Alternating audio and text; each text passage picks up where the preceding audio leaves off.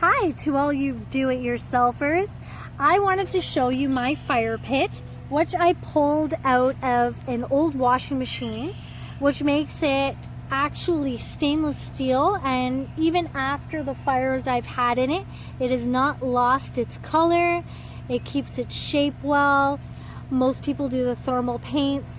I don't believe it's needed. If I was to wash this sucker up, I'm pretty sure it would go back to its original chrome look.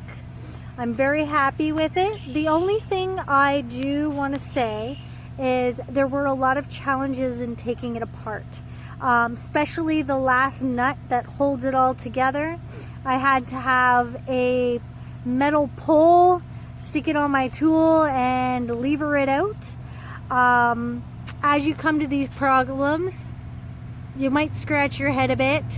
There were industrial springs. I had to use a jack to jack it up and get it off of there.